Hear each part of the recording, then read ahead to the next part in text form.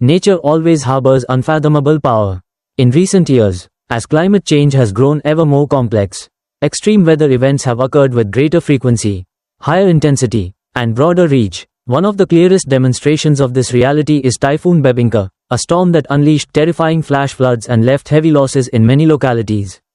In this article, we will analyze the evolution, causes, consequences, and lessons drawn from the flash flood disaster triggered by Typhoon Bebinca, thereby reassessing disaster prevention efforts in today's context.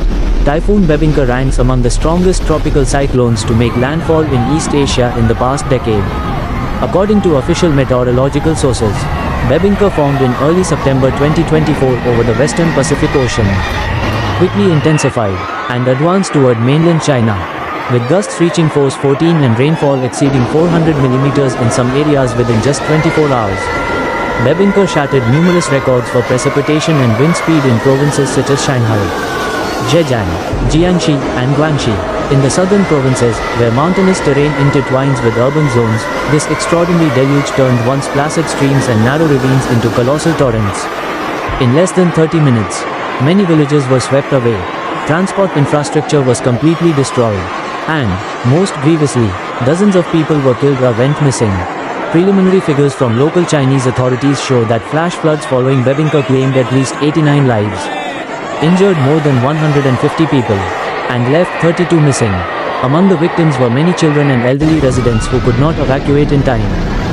Numerous clips shared on Douyin depict heartbreaking scenes, people stranded on rooftops calling for help in vain, vehicles bobbing like toys, and muddy brown water roaring through once busy streets. The flash floods generated by Typhoon Bebinca are not merely a natural catastrophe, they are a wake-up call about the growing instability of the global climate. They remind us that no one can stand aside from the fight against climate change and disaster mitigation.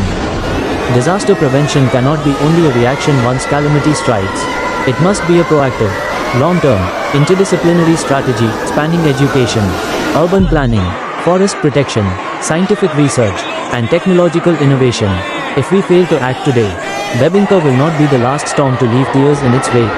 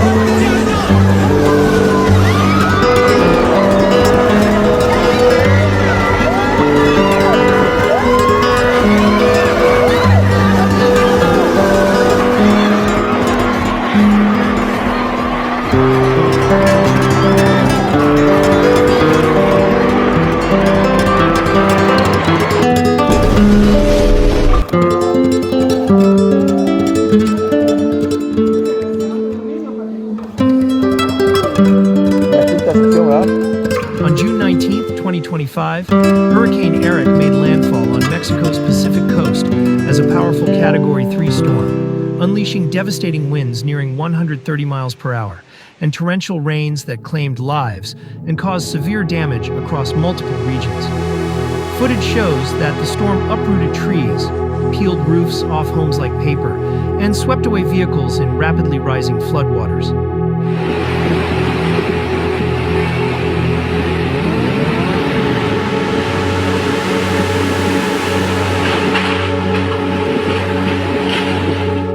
Nearly 300,000 customers lost electricity as communities struggled to cope with the hurricane's sudden fury. Floodwaters rose to more than a foot in some areas, which is about 30 centimeters, adding to the destruction. Eric's impact extended beyond Mexico, affecting neighboring Central American countries with heavy rains and landslides. Stay with me through the end of this report to understand the full impact of the disaster, the conditions that caused it, and what lies ahead for the communities affected.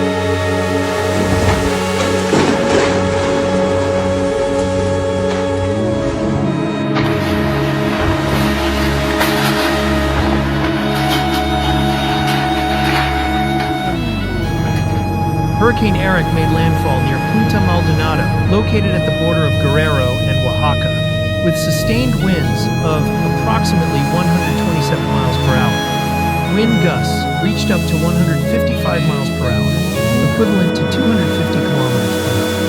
As the system moved inland, it weakened but continued to unload relentless rainfall, with localized totals reaching 20 inches over 48 hours. This led to flash floods that swept away vehicles, inundated neighborhoods, and submerged homes. Tens of thousands were displaced, and many more suffered property loss. Strong winds downed power lines and shattered infrastructure. Highways connecting key cities like Acapulco and Zihuatanejo were blocked by landslides, isolating several communities. Puerto Escondido's fishing infrastructure was severely damaged, halting operations crucial to local livelihoods. Approximately 277,000 customers lost power. Days later, around half remained without service. More than 34,000 emergency workers were deployed across affected states, and nearly 2,000 shelters housed over 50,000 evacuees.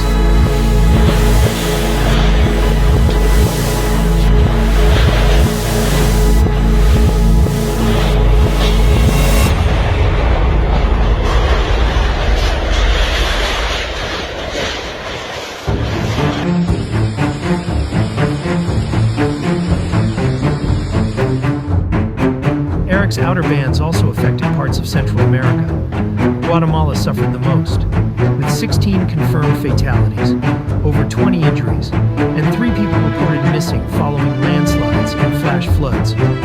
Approximately 5,000 residents were directly affected, and nearly 1,000 displaced. In Honduras, severe flooding and landslides led to at least 1 confirmed death, with numerous homes damaged. In El Salvador, while no fatalities were reported, the storm destroyed up to 70% of horticultural crops in some areas, creating major food security concerns. These cross-border impacts highlight the regional vulnerability to tropical systems intensified by shifting climate patterns.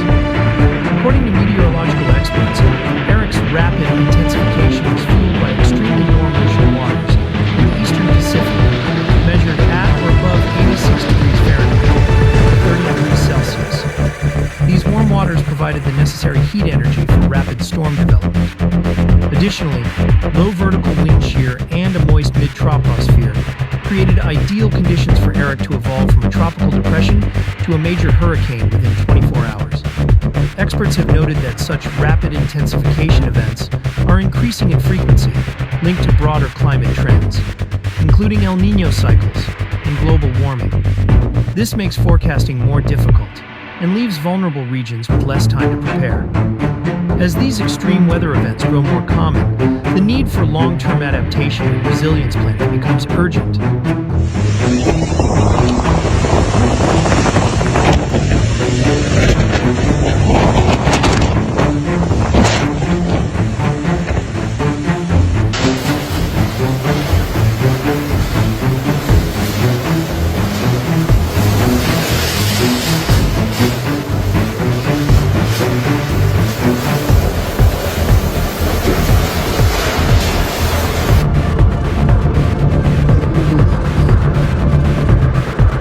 Simpson hurricane wind scale, used to classify hurricanes by sustained wind speed, ranges from Category 1, 74 to 95 miles per hour, to Category 5, 157 miles per hour, or 252 kilometers per hour, and above. While Eric reached Category 4 intensity over open water, with winds surpassing 130 miles per hour, it made landfall as a high-end Category 3.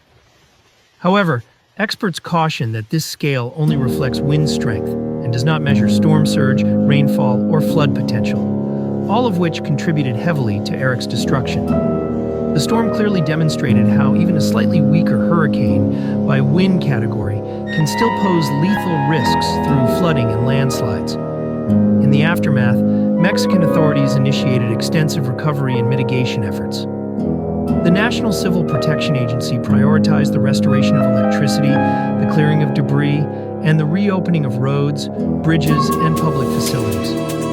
Damage assessments were launched in heavily affected areas like Guerrero and Oaxaca, where soil saturation remains high and the risk of landslides persists.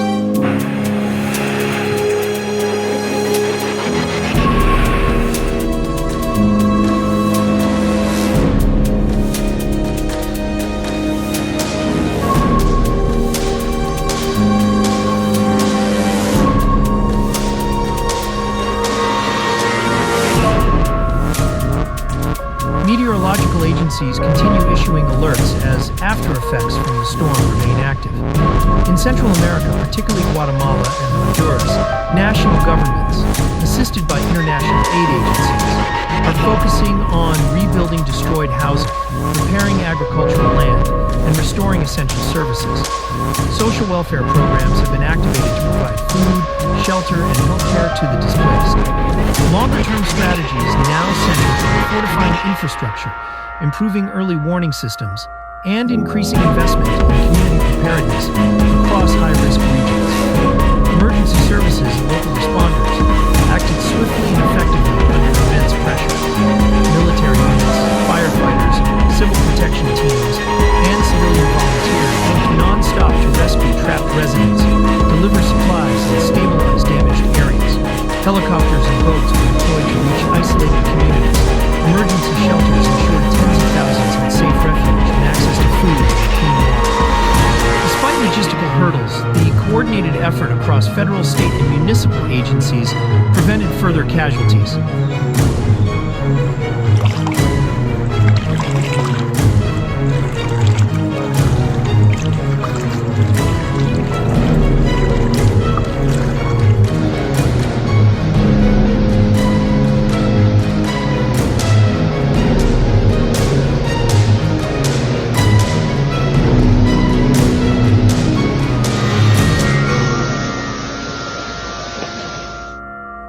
Local residents also played a crucial role, showing determination and unity by helping each other clear debris, share resources, and begin rebuilding their lives from the ground up.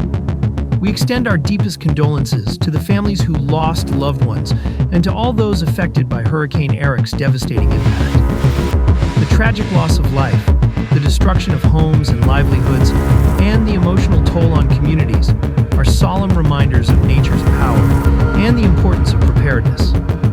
As the rebuilding process continues, the resilience and solidarity shown by those affected remains a powerful testament to the human spirit's capacity to endure and recover. As always, thank you for watching. Stay safe and stay aware.